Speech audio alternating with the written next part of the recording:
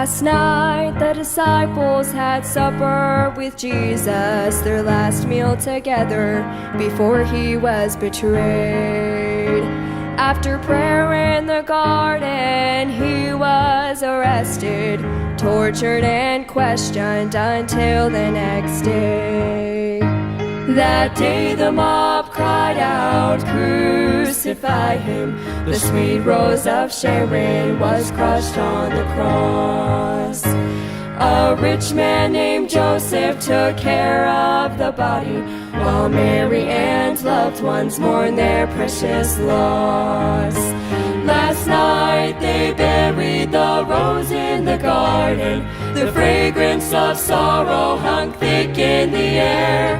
Satan was breathing a sigh of relief, while angels were silently bearing their grief.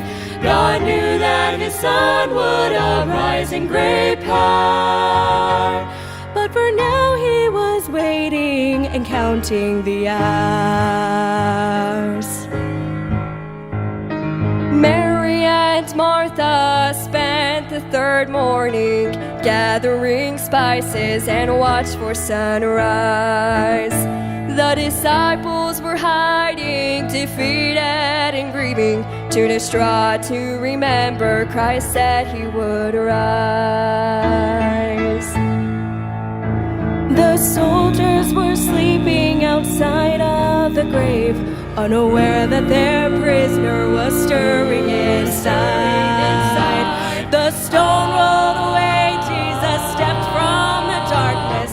The dawning of hope had finally arrived. This morning the rose blooms in the garden. The fragrance of victory still fills the air. Last night there was weeping with no consolation, but this morning rejoicing in the God of salvation. Today there is hope in the morning light. What a difference God made between now and last night. No matter how hopeless and final the night, it has to give way to the Son of your light. The Son of your light. This morning the rose blooms in the garden. The fragrance of victory still fills the air. Last night there was weeping with no consolation, but this morning rejoicing in the God of salvation.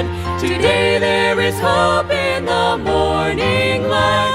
The morning light. What a difference God made between